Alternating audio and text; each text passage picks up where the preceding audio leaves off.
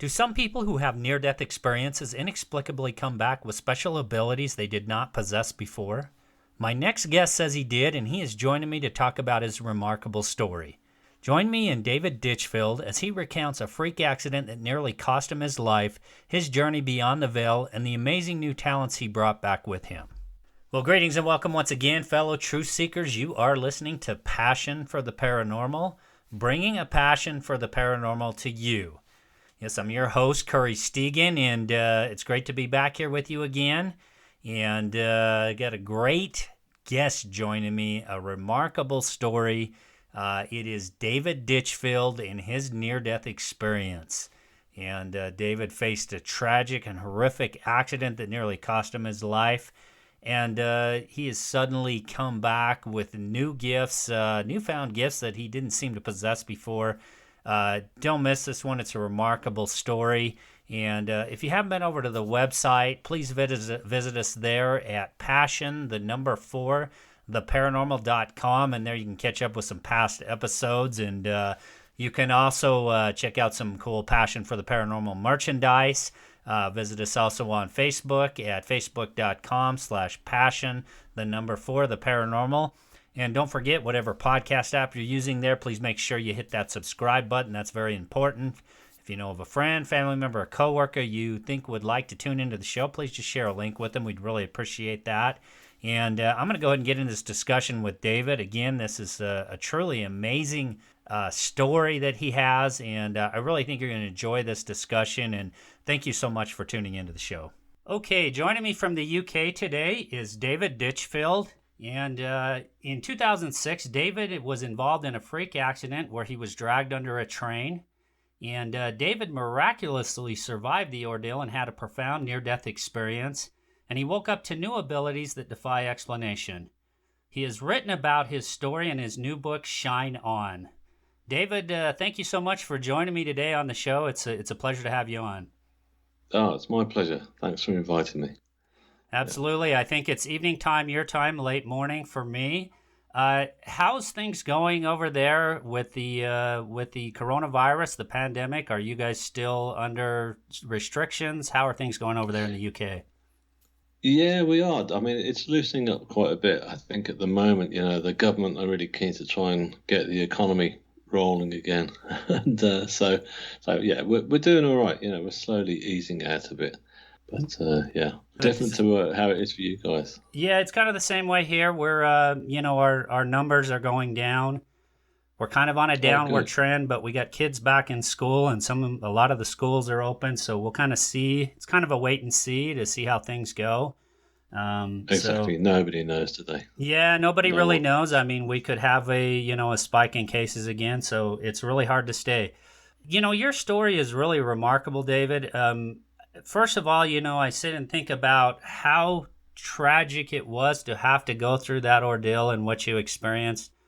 Yet, on the other side of it, there seems like there was so much beauty and so many things you took away from it. And then you awoke with somehow these new, inexplicable abilities that you didn't have before. And that's what I find truly amazing about your story. And I've had other people on the show, near-death experiencers, and, they're all remarkable stories. But I really found that was kind of unique about your story is how you somehow had these abilities that you didn't seem to have before. Yeah, that's correct. I figured actually right from the off, when I'd had the near-death experience itself when I was in hospital. I'd just been taken in after a severe accident, and then when they took me into theatre pretty much after it, and I'd been under for about 8 hours under anaesthetic. And when I came through, I remember lying there, and I was in this room on my own, and part of me was just contemplating what had just happened, the awfulness of the accident. But the overriding thing was, wow, I've got to record and tell the world about what I've just seen and been through. And straight away, without any thought about it, I just said, I'm going to paint this. I'm going to do like a huge painting, like a big Renaissance Michelangelo style, just to get the story across. And so I got this sense of ambition straight away to actually pull that off. And realized as time went on that more and more creativity was coming through me. It, Yeah, it's amazing. It's remarkable. And I know that it's probably a little bit difficult reliving the moment, but I know you've told it many times on interviews. So if you could take us back to that to dreadful day in 2006, sure. kind of what happened, what unfolded, and how this resulted in you kind of some may say an out of body near death. How would you describe it? Out of body or near death? Oh, it's a near death experience, is how I would describe it. Yeah, Okay. out of body is different because people have out of body experiences, but they're not necessarily in a life threatening scenario as I was. So yeah, I mean, I can take you back. Basically, what happened was. I'd been staying up in Cambridgeshire for a while. I was living in London at the time, and I was staying at my sister's for a few weeks. And a friend that I'd met just quite prior to that, we got on really well, and she came and stayed for a few days. So I was seeing her off at the rail station. She had to get back to London. I helped her on the carriage with her bags and gave her a hug and a kiss to say goodbye. And then I heard the buzzers going for the automatic doors closing. So I stepped back, and as I did step back, the bottom corner of my coat got trapped as the door slammed to, and I couldn't pull it free. I tried everything, and I turned around, called for a guard, but there was no one around on the platform or anything. So yeah, so I just remember banging on the windows of the side of the carriage, hoping that there may be some attendant working on the train itself, but nobody came through. And I just looked into the eyes of my friend Anna, who I was seeing off, and we just looked at each other with absolute terror in both our eyes. We were just thinking, "Wow, this is it. I'm probably going to die." Because I knew I wouldn't get free of those doors. So the engines revved up and the train pulled out of the station at great speed. You really don't think about how fast a train pulls out when you're sat there. You're opening up your phone normally, aren't you, and just focused on things like that, which is perfectly normal. But when you're in a situation like me where you're trapped from the outside, I lost my footing and I was dragged along the platform, and the sheer pull of my body weight pulled me through the space of the platform edge and the actual speeding train, and then I went under the wheels, and yeah, it was horrific. It was like being pulled into like a large violent machine and tossed around from relentlessly, and rolled over and all over the place, and then eventually I found myself lying face down in between the tracks itself while the train was still continuing. It was a very long train. It seemed to go on forever. So I was in this darkness and this clutter and noise and smell of oil. And then suddenly that train moved on, and I just lay there in agony, but in total shock of what I'd just been through. So yeah, it Wow. was. I was amazed that I was alive, to be honest with you, because I was conscious throughout the whole ordeal. It felt like time had slowed down because I was like the rail police who did like a massive inquiry on the whole accident itself. I asked them how long it took for me to go from the point of the train pulling off and me going under, and they said it was 13 and a half seconds. And I said, wow, that felt more like 10 minutes to me. So it's like I'd got time to think it through because I went straight into survival mode. So I was desperate to survive, and it's interesting actually. I even had time to think in my mind. I thought I'd seen a news footage a couple of weeks back where a small child had been thrown from a burning apartment block and had landed without any injuries. So, and they said the reason being is because infants are just relaxed. They don't tense up as we do as we go into adulthood. So I thought I'm going to do that, which I did. I just completely relaxed my body, and I figured that had an awful lot to do with saving me. But in all fairness, I knew that there's something more powerful than me and the train and everything that had saved me that day. So yeah. How long Yeah, did it take for the emergency personnel to arrive after you fell under the train? they were there really quick actually because even though there was no guard on the platform, there was a woman who was working on the signal uh, sort of box or whatever you call it, and so she watched it unfold and helplessly as well. Poor woman, she couldn't contact the driver or anything. All she could do was operate signals, but the train had already gone. And so she called the emergency services, and there was a hospital just around the corner. And so they were there really quick. They jumped down on the track and they started cutting through my clothes. And, they somehow, goodness knows how, they got me on a stretcher and they got me off that track. And it's a heck of a drop. It's about 7 foot drop. And I was up on the platform and then they got me into the ambulance. And I remember the doctor turned around to me and said, "Look, you're in a pretty bad way, but there is a hospital around the corner that we've just come from, but there's one hospital that will save you. Can you do the journey?" And I said, "Yeah, let's do it. Let's go." So I remember that that journey well. It was like being on a rocket taking off. It was just sped down the highway with the siren screaming. And I just thought, well, it's my only chance. And yeah, we Wow. arrived at the hospital. Yeah. So, Sorry, were so you going to say? yeah, I was just gonna say, what's remarkable to me is that you were conscious during the entire unfolding of the accident. Sometimes people go unconscious, they go into Mhm. shock, and they don't remember, at least for some while, maybe feeling any pain because their body goes into shock. And that's what I find, I guess, unbelievable with yours, is you stayed conscious the whole time through this. Isn't that correct?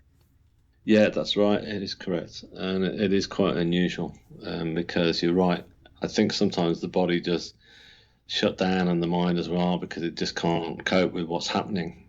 But for some reason, I guess it's because I'd gone into this kind of survival mode, if you like, and I kept my mind alert because I was just desperate to do whatever I could to save myself. It's interesting. So it's every case is different, and I think it's because I'd had time to think it through. It's like it's a very unusual accident if you think about it. I mean, most people when they have severe accidents, they kind of like if you're in a car crash, for example, if it's a head-on collision, it happens so quick that you don't even have time to think it through. Whereas with me, I'd got or seconds to think it through that felt like minutes. Yeah, and that's what I find interesting is, you said it. It was only 13 seconds. About 13 seconds had transpired from you, falling down, in between the train and the tracks there. Did you have? You said this seemed like about 10 minutes. I mean, you had thoughts racing through your head. Now, you kind of? Is this one of those things where you kind of saw your life flashing before you?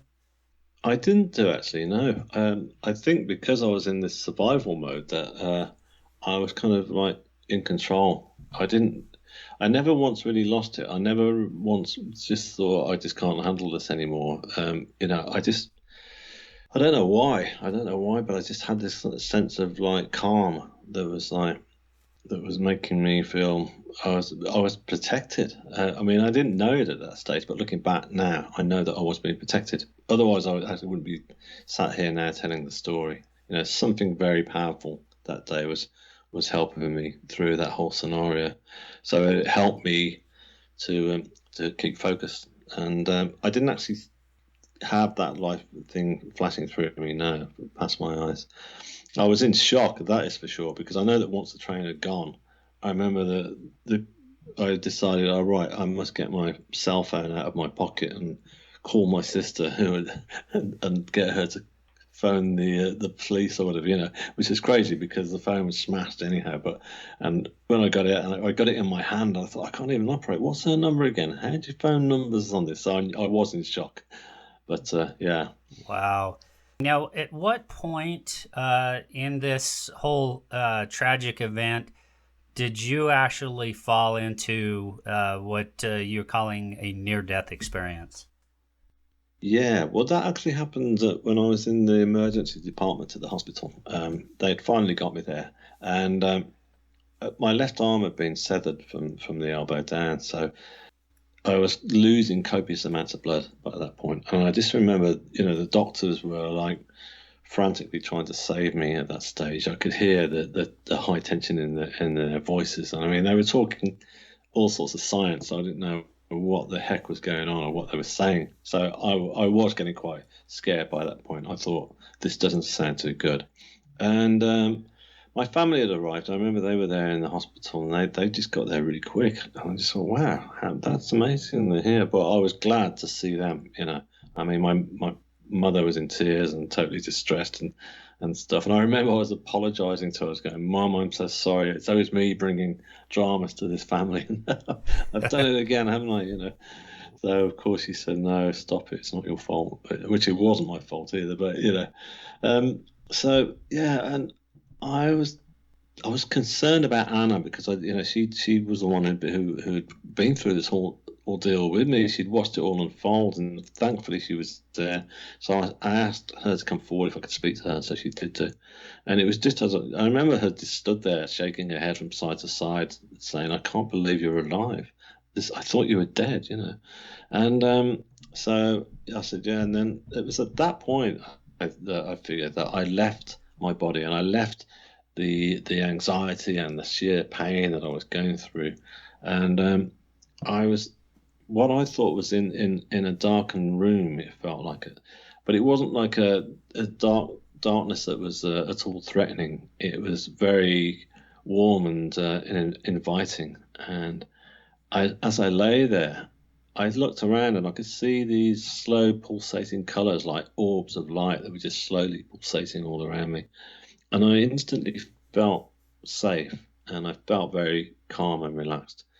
And I also figured at that point that I thought, well, okay, I didn't make it. I didn't survive that. And I obviously am dead. And this is the next stage. So I didn't resist it. I know that I've heard other accounts since that people have had NDEs, and some people resist it and they want to come because they've got they've got their lives to live and stuff like that. But in my case, I didn't. It's not like I wanted to die, but I was just so happy and contented where I was, and I felt great. Um, and then I kind of looked around to see, check out my surroundings and see what was going on, and I realised that I was laid on was like a huge slate rock. It was like a big medieval altar. It was just unreal, but it felt completely comfortable to lie on. I thought, this is brilliant, and I noticed that I was no longer clothed, but I was covered in a blue satin or silk sheet, and it was like this lovely texture of silk, and it was just keeping me comforted. So I laid back and just embraced, this warm space I was in, and as I did, I looked up, and three grids of light closed in on me, and as I looked into that light, it felt like that light was healing me, and it felt like a pure essence of whiteness that felt great, and I couldn't take my gaze away from this light. It was just hard to not look into it, and despite how bright it was, normally it would be the kind of light that would be too bright to look into, but in this case, I couldn't stop looking in it, and it was at that stage that I figured that I wasn't alone. I felt the presence of somebody else was near me. So I lifted my head, and there was a person stood just at my feet, and this person was like very beautiful, neither male nor female, so just very like this lovely androgynous being with this kind of, I remember, with this pure white blonde hair and the skin that was just like glowing from within. There was this light coming from within this being's body, yeah. And yeah, but it was odd because he or she was just wearing like a very contemporary black t-shirt, the kind of simple t-shirt that you and I would buy from the local store, nothing too ethereal. So, which was great. But I thought, I know you. Where do I know you from? And I just kept looking, and this being just kept smiling back at me, and I felt I felt safe and protected as well by this being of light. Now, David, you were not experiencing any amount of pain at this point? No, all the pain had gone. Every single part of the pain that was, because it was excruciating pain that I was in, had dispersed from my body. And I remember looking down to check my wounds because I'd seen how bad things were. I'd seen myself ripped open. I'd seen my left arm that had been severed and how bad that was. But all that was fixed. Everything was back intact. I remember just seeing my arms because that was the first thing I looked at. My arms were, you couldn't even see a scratch or a bruise. So all that was was history. And where I was. What I find remarkable is, and I've heard this in other near-death experiences, is kind of this peace and calm you feel when you, I'm going to say go to the other side because I don't know how else to describe it. Talk about how that feeling really was for you. What were you feeling inside? And was all the fear and all the, all of what you had felt as a result of this accident, and perhaps even that you had passed on, was all the fear about that, and was all of that kind of just wiped away?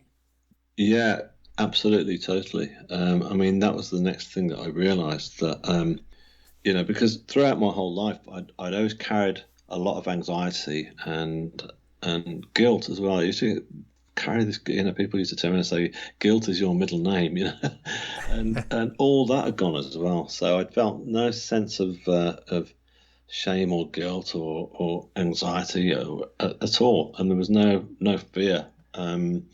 So I'd realised that, even though it was me that was there and it was my body that I was looking at, that actually I realised it was just like what it was. It was the pure essence of my soul that was on the other side. So I'd left behind, and the next thing that I'd noticed actually was quite interesting because I put my head back again to look into these three grids of light, and as I lay there embracing all this, I suddenly felt like the presence of more people. So I looked up, and there were two female forms either side of me, and again wearing, well, the girl to my right was wearing just a very contemporary sort of like a brown dress, and she was kind of white Caucasian, I guess, and European in appearance, and long brown hair, whereas the girl to my left was more Native American or Indian, Asian Indian, I should say, yeah, in appearance, and she was wearing like more traditional dress. They had their hands hovering over my body as if they were healing me, and it was almost like I've never had Reiki healing, but I've seen photos of it since. I thought, yeah, it's very much like that. So the energy that was coming from their hands was just like so powerful. It was just like a force of love, if you like, because that was one of the things that was very prominent on the other side, as you say. That's what I call it as well. And it was just like unconditional love, but it was a very powerful essence of love. And I felt like they were. I thought that they're healing my body because my body is a part of my soul, But ultimately, I felt that they were actually healing all the wounds that I had carried throughout my life. They were healing through the layers of negativity that I probably carried around with me, which we all do. We all carry layers that don't belong to us. So yeah, so all that was all being slowly dispersed from me. So all that was gone, which is great. Yeah, and I've heard a lot of people have. I think a lot of people have this fear of perhaps some sort of judgment on the other side. Mm-hmm. I think maybe some of that is religious based. But talk to me about kind of your sense as a result of this experience about that, because I've heard other people say that they don't really experience that when they have this kind of experience. What is your sense of that, and of people and their fear of that judgment when they do, pass on to the other side? Well, personally, I feel that there's far too much emphasis put onto the fear of judgment when we die.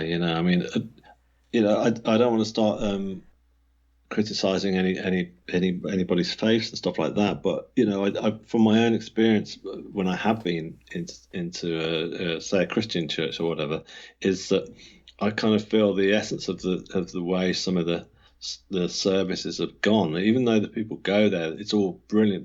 They go there for a good cause, to sort of pray for help for other people around the world, and pray for themselves. But it kind of surprises me that there's still this sense of we are, Lord, forgive us because we have sinned, and things like that. And I think we shouldn't actually be going in on that angle. We shouldn't be feeling like, oh dear, what I've made. We all make mistakes throughout our lives, but I really don't feel that there's this, everyone's going to face this huge sense of judgment, and are they going to turn around and say, okay, you're going downstairs, as it were? I really don't think that is the case. I mean, all I can say to people is death is nothing to fear, and far from it. It's a beautiful place. I mean, I've heard other people who've had near-death experiences.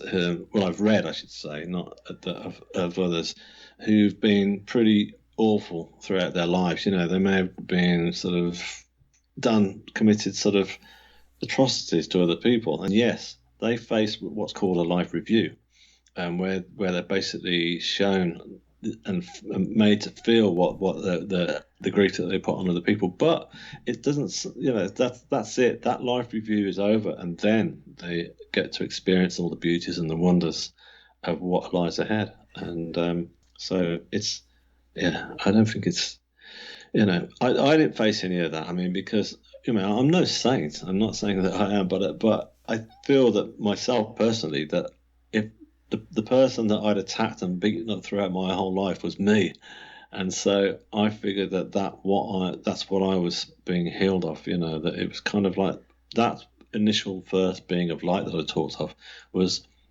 telling me through telepathy, saying it's not your fault. Just let it go, and which I did, and it taught me an awful lot. It taught me an awful lot about self-love.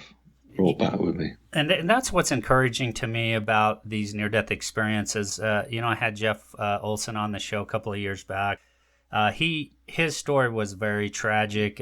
He lost his son and his wife in a vehicle accident, and his takeaways though from his experiences, he may more refer to his to an out-of-body experience, but very similar takeaways: unconditional love.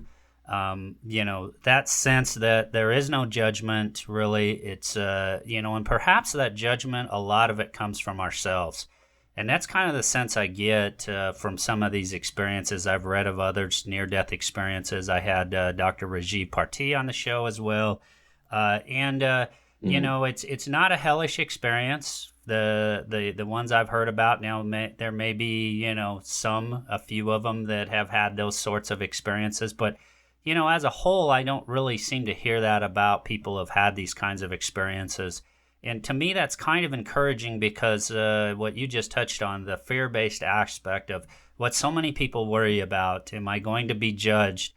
For all of these things that I've done, and this life review that you mentioned as well seems to be more about, learning from perhaps, things you did during your life, and not so much judgment based. And that's kind of the sense I get from other near-death experiences. Yeah, absolutely. I agree with you. And because like I say to you, once you die, and once your body dies, and then that does switch off, and then that slowly decays, but the soul continues. The soul is such a powerful thing, and it continues and into the next stage, and that next stage is, as I've said earlier, it's just the pure essence of the soul. So if people have gone through their lives, not been too great to others, or or maybe they've been bullies at school or what have you, that's not really the pure essence of their soul. That's just conditioning, social conditioning that's forced them to be that way, or caused them to be that way, I should say. But they'll realize once they pass, like all of us do eventually, that pure essence of their soul, that all of the stuff that made them want to be a bully or what have you at school will have all been dealt with, and that will have just been put aside. They're not going to be judged on something like that. It's just I really do believe that we all have got something great waiting for us, at the end of our time here. Yeah, and I'm convinced of it. yeah, that again, that's what's so encouraging and why I love to hear these stories. Now let's talk about what's going on the other side. You're on a hospital gurney. You're obviously going through some sort of emergency surgeries, or really maybe they're trying to just basically save your life. Mhm. How much are you in a coma? Are you just slipped from consciousness? What's going on at this point on the other end? No, well, I mean, throughout the whole of my near-death experience, I was still in the emergency department, and I was still, I hadn't gone into a coma. I never went into a coma at all, actually, but I hadn't even gone into surgery to have anaesthetic, so I was still fully conscious. It's so it. I remember when I came. When I came back into crashing back into my body, as I call it, because it felt like that. I felt like I'd just come crashing back to earth, and all the pain and came rushing back through my body, and the noise and the sounds and the light was really overkill. I just couldn't take it at first. But one of the people who stood there at my side while it happened, when I talked about it afterwards in hospital, and she said to me, she said, you know what's amazing? She said that your eyes were open, but they were like sparkling. Your eyes just came alive, because and all the fear had gone. So she actually saw that. So yeah. So I was fully conscious throughout the whole near-death experience, and I didn't. Yeah. So I went into theatre afterwards, and I was under for about 8 hours. So it was quite a hefty operation. Wow. So But so you're laying on going back to, your near death experience. These yeah. beings are or you have these beings standing around you. What kind of happens next? Because you've painted some absolutely beautiful, colorful pictures of things you've seen. So kind of take us into Oh, what thank you. happens next during that experience.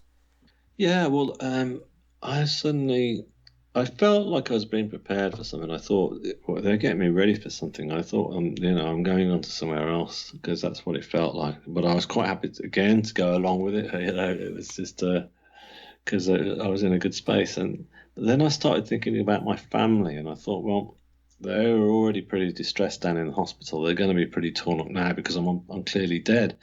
So I lifted my head and I tried to look over the left hand side of this huge slate rock that I was on. And I did look down, but I couldn't see my family at all. But what I did see was this remarkable sight. It was like a huge waterfall of stars, and these stars were like cascading over the edge and sparkling. There was like millions of them just slowly tipping over. And I thought, oh wow, So I looked, and the deeper I looked, it felt like I was looking from one galaxy into another, and then into infinity, and into all these beautiful colors as well. That within these galaxies, and there were like shooting stars just dropping through the middle, and it was an incredibly awesome sight. It was very, very huge, and so I realized, obviously, at that point that I wasn't in a small darkened room or space as I first thought. That I was actually in the universe itself, and so that was a pretty beautiful feeling, just knowing that I was in space. Uh, and I looked back over, I pulled my body back. And again, interestingly enough, I didn't feel any sense of guilt about it. I thought, okay, well, I can't see my family, but I know they're going to be pretty torn up. But you know what? They're going to be coming up and joining me, hopefully here. And if they don't join me, they're going to be experiencing all what I am at one point in their lives. Their time will come and they'll enjoy it. So I just felt happy, and it's just incredible how me of old would have been completely thinking, no, what have I done? Or what have I put them through? As I talked of earlier.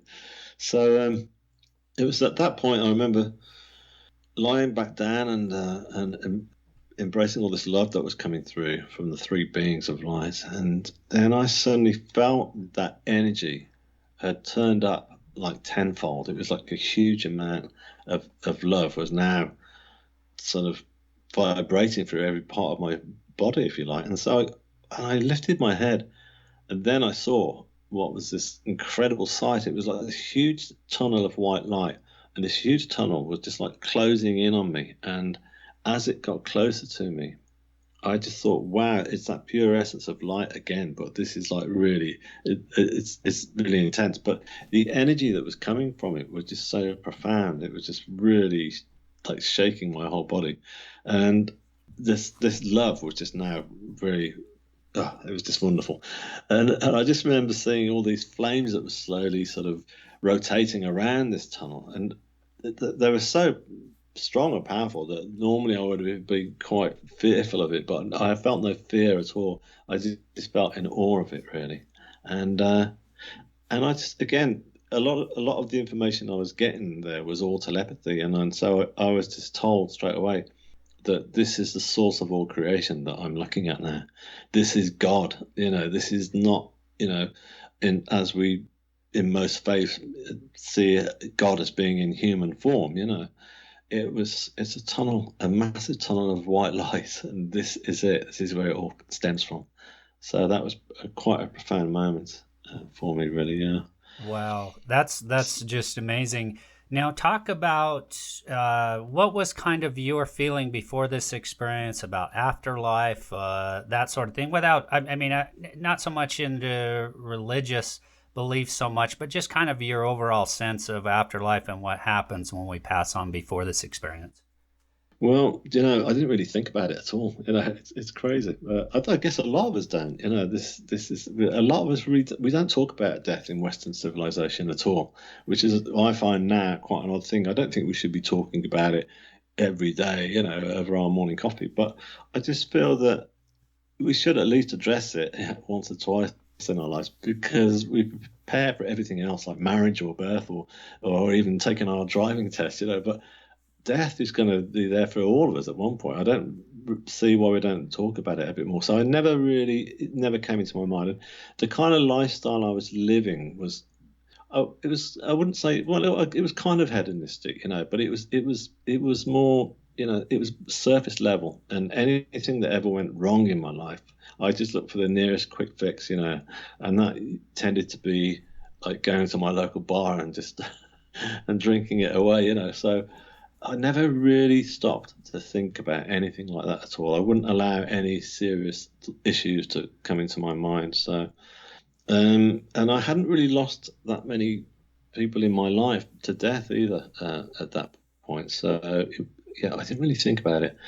So, it's yeah, it's an odd thing, but there you go. I mean, it's the contrast of my life from the person I was before to the person I am now is really quite sort of it's quite a drastic move.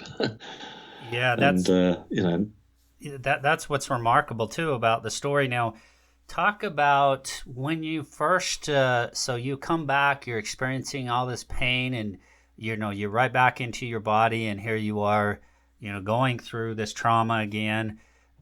But when did you first, because you've taken on some new abilities now, and this is what's so remarkable about your story is you really didn't seem to have these abilities prior to. When do you first realize that now somehow you have these abilities to paint?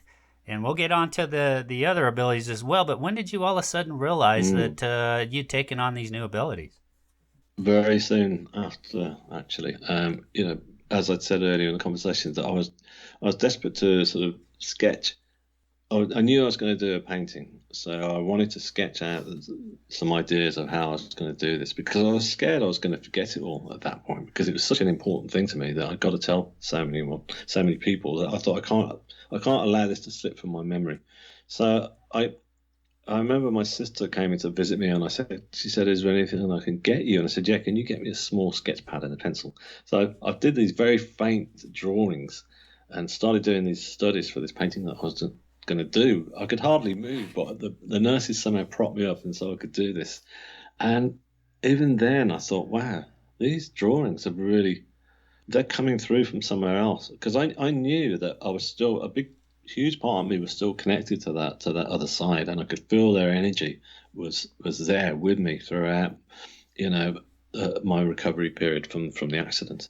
So I knew that I was being helped to sort of do these really sort of confident drawings, even though they're very faint. And I still have them, and I look at them, I think, yeah, they're pretty good, you know, considering I'd never done anything like that before. And then once I started painting, that was when I realized. I mean, once I was well enough to do the painting, I got this huge canvas, and which I intended to have, and I started painting that, and straight away I thought, wow, this is coming together. This is like incredible. You know, this is like looking exactly how I visualized it. This is the painting I wanted to do. And I used to stop at the end of each day and say thank you. You know, I'd look up and say thanks, because I knew that they were giving me help. I was getting help from the other side to sort of. I was getting like crash course lessons in how to put paint onto a canvas and create light and shade and textures and depth and all those different things, and to be brave with colors, you know, and all these things were happening. And I just didn't stop. I kept going. I was really prolific. I was just doing all these paintings, you know, because I wanted to sort of continue. So I still do. I call it channeling. So basically, whatever I do now, whether it's creating music or art, you know, I know that I'm channeling ideas through from the other side, and they're helping me to put those ideas into whatever creative form I'm working in, whatever medium it may be. And so, yeah, it's incredible. I also realised as well after my NDE that there was an awful lot of synchronicity in my life. You know, people would start coming into my life because I'd moved. Obviously, I was no longer living in London. I was recovering at my sister's in Cambridgeshire, so I was starting from scratch, literally. You know, I hadn't even got any furniture with me. It was just me, you know, and I'm making new friends. And the people that I met, like for example, when I was doing the paintings, I'd met some people who were friends of my sister's who had like this yoga Pilates center, and they said, "Right, we've got a spare room you can come and use. It's free for a week." And I said, "Great." So I got to the end of that first week, and I was nowhere near finished. And they said, "Don't worry, you can stay." So I stayed for 2 years, no charge, you know, which was amazing. But people would come in there, and I met a cello player from the local orchestra who was very interested in my painting, and it was at that stage that I'd suddenly started working on a new piece of music, because I'd been going to spiritual healing, which I found spiritual healing was fantastic. It was really helping me with my recovery. And I discovered these, again, synchronicity. I'd come across these healers who worked in the local church where I was. And they're clairvoyant as well, some of them. So they get like small messages that they would give at the end of the sessions. And, you know, they kept saying things like, "Oh, why am I seeing a violin laid across your chest?" And, you know, or I'm hearing Beethoven, Wagner, and what have you. And then one of them turned around one week and said, "Look, they're telling me you're going to write a piece of music about your experience." I went, "That's it. Great. I'm going to do it." And I couldn't do much, you know, apart from play. Like I got this old cheap synthesizer that I pulled out the cupboard, and I just started messing around on that. And this chord structures came together one day.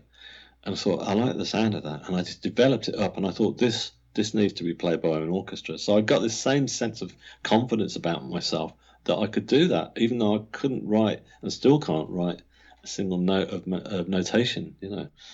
And yeah, my brother gave me this software package that I could attach to my computer, which meant that when I played in the parts that I was playing, I was recording them onto a cassette recorder before. That's all I had. But this meant that I could record them in, and then it would transpose what I was doing into notation. And then I printed off the music score, met my friend, the cellist, and said, "Look, what do you think?" And she said, "I'll take it to the orchestra." And the orchestra said, "Yeah, we'll do it." So that all came together, and it was performed without me being able to read or write any music. So I ended up writing a whole symphony for this orchestra. And, yeah, that is just remarkable. Now, have you written additional, you know, pieces of music since that initial one? Are you still doing that? Are oh you yeah, that Yeah, absolutely. Yeah. From that first piece, it was called The Divine Light, and it was based on my near-death experience, as I say. And it's the concert sold out because I'd started the orchestra said, "Oh, do you mind just doing a few words with the local press?" And I said, "Yeah, sure." So I spoke to the local press, and they remembered me from the accident because it was all over the local news. And they said, "Yeah, this is going on the front page." So it did do. And then the phone never stopped ringing, and it was great. And then the BBC said, "We want to come and interview you." So it sold out 2 weeks in advance. So that was really exciting. So the energy was brilliant on that night, and there were people who'd come along who'd had similar experiences or had lost loved ones. So that for the first time, I realised that. Well, I felt it that night. I felt that the whole audience were going through the experience with me, because it's like a journey. I got no idea how it was all coming together, but I was helped greatly with that. They created when I say my guides from the other side were helping me to create this journey for other people to share with me. So from that point onwards, straight away I was commissioned to write another piece and then another, and then so more synchronicity would happen in my life. So yeah, so I still write. I still can't read or write the music, but I just carry on the same format of putting it together as I did that day. Yeah, and talk about from a spiritual standpoint. Some people have these experiences, and then they have additional kind of almost like out of body type experiences later on too. Has any of that, I mean, just that you've taken on these new abilities is remarkable in and of itself, but have you had Mm. additional, you mentioned synchronicities, additional kind of spiritual type experiences that seem to have happened because of having this experience? Um, yeah, I would say so. I mean, when I talked about the spiritual healing that I go for, I still go for it now. Not necessarily to be healed physically. Sometimes I need to go when I need some help emotionally and stuff like that. But generally, when I go for spiritual healing, it's a similar process for the healers. That they literally it's almost like a Reiki form of healing where it's hands on, and they just kind of they're actually channeling energy through from either my guides or their guides. We don't know, but the energy comes through from there and into their hands and into me, and I feel every time that I go that I'm touching base.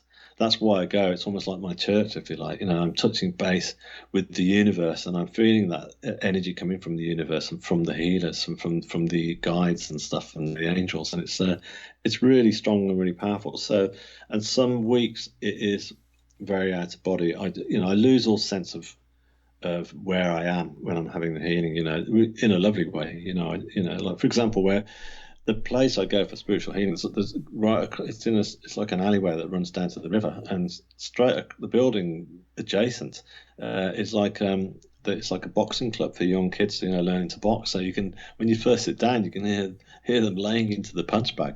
But you know what? That just kind of like disappears. It echoes off into the distance, and then I'm in a lovely space. So yeah, so that's probably the nearest I come to out of body. But there's lots of synchronicity that I realise are there now. I'm very aware. I mean, I'm not clairvoyant, so I don't see my guides, but I sense them that they are there, and there's certain signals that I get that I know that they're with me. And I think that it's important to stress as well that it's not just me who has guides with me. I firmly believe that we all do. We've all got our own angels, our own guides watching over us, and we can connect with them. We can talk to them. We can ask them for help because that's what I do. If I need help, even if it's a small thing, I'll say, "Oh, I need your help now. I need to call on you." And they want to do it. You know. I wanted to ask you. So you said you've heard of a few other NDE accounts. Have you read about or listened to other people's near death experiences? And if you have you found similarities there? And if so, what are those? Yes, I certainly have. I mean, obviously, every experience is different. There's a lot of differences to the journey, but there's a lot of common ground as well. I mean, I've spoken to a fair few. I mean, I've been doing interviews and stuff over the last 12 months or so, and to promote my book, and it's meant that I've been talking to other people who've had NDEs, and it's interesting because when we chat, I'll be talking about my experience, and they'll go, oh yeah, I had that too, and there's just common things like, we all seem to have the same thing that we talk about when we're in hospital, because 9 out of 10 people will be, well, probably 10 out of 10 people who have had near-death experiences will be in hospital straight afterwards, and we all talk about this thing that we say, how did you feel? Did you feel this like brilliant energy and when you're in hospital despite your injuries? I was going, totally. That's how I felt. I said I couldn't move at all because I was in such a bad way. But this energy that was just like still charged within my whole body was just like, I can't wait to get out into the world and tell everybody. And so you've got this real eagerness, but also everybody's got this same burning question when they first come back is, why have they sent me back, and what is my purpose? What do they want me to do? So you never really know what it is. Well, some people, actually, that's not true. There's one person I spoke to, Trisha Barker. I don't know if you've heard of her at all, but she's US based, but she does a lot of interviews herself, and she interviewed me, and she pretty much said that that they told her that when she was on the other side what her quest was going to be. And so I don't know. Yeah, but there's an awful lot of similarities, and everybody feels that sense of what I was talking about as well. That you lose all that sense of all the layers of baggage that you've carried around throughout your life. All that has gone. So that's most certainly true. And the tunnel of white light obviously is a very common thing that a lot of people talk of, and the unconditional love. So light plays a very huge part in all this, white light as well, and because it's it's energy. It's like Einstein said, light is the measure of all things. I mean, God, it's great. Synchronicity there. I see these quotes by all these people, all these amazing geniuses who've never even came into my mind before, and I think, wow, you've just got it. That's absolutely it. So Now, did you kind of almost have this feeling like when you were on the other side? You may have alluded to this a little bit already, but, and I've heard this with other NDE experiencers, is almost this sense that you want to stay. You don't want to come back. I mean, it's kind of this euphoric sense that you have on that side. And did you kind of experience that, especially as you were come back into your body and start to feel this pain again? No, interestingly enough, I didn't do. I did think about it, because when you're on the other side, there's no time doesn't exist. So basically, you're literally in the moment. You've forgotten all about the past. All the past is gone. It doesn't belong to you anymore. But not only that, I wasn't thinking about the future either. I wasn't thinking, where am I going next? What's going to happen next? It didn't concern me. I was just literally embracing that moment, and so it was. And when I did come crashing back down to earth, yes, it was like a huge shock, because all the pain came rushing straight through again, and as I say, the light was overkill and whatever. But there was no sense of regret. There was no sense of, oh no, why did they send me back? It was more like I was just still charged with so much energy that I thought, wow, I can't wait to tell everyone. And I was just delighted that I'd been through this whole thing. It felt like had a huge gift sort of given to me. So there was no complaints there whatsoever. And not only that, I mean, it wasn't, they made the decision to send me back. So they obviously felt at that point that it was right and ready to send me back, and they obviously decided what it was that I was going to do. Initially, I thought it was going to be caring for people. Once I was well enough to start walking up and down the wards when the nurses were helping me, that I was constantly going over to other people's beds who were suffering. I could hear them crying in the night or whatever, trying to help them. But in all fairness, what I realised, that wasn't what my mission was at all. My mission was to obviously create and to try and speak to people through my music and my art, and now through written word and me spoken word as well. They're talking to you and other people about it. So yeah. Yeah, remarkable stuff, David. thank you so much for sharing your story and sharing it with the world. Talk to me about how people can find your work, your artwork, your music, your book, all of that. Is there one place they can go? Where do we find more about you and your work? Yeah, sure. My website's probably the best starting point because that's like the main hub. So that's shineonthestory.com. And so if you go there, you'll find all links to, you'll see my artwork, but you can things like if you want to follow me on Instagram, a lot of my paintings are up there as well.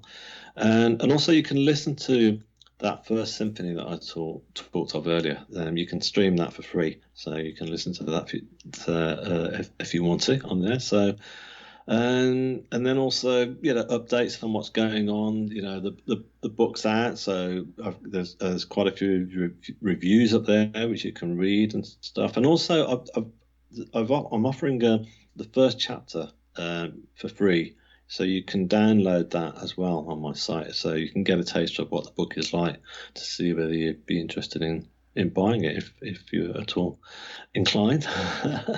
So yeah, but if you want to buy the book, it's doing well. It's out on Amazon, so wherever you're based in the world, you can click onto Amazon and just put in my name, David Ditchfield, and Shine On, and it'll come up. So you can buy it through there. Yeah. All right. Again, remarkable story, David. So fascinated by it. It really is a great story. And again, once again, thank you for sharing it. Thank you so much for joining me today. It was My great. pleasure. Yeah. Yeah. Have a great rest of the evening. And once again, thank you for joining me. You too. Thanks a lot.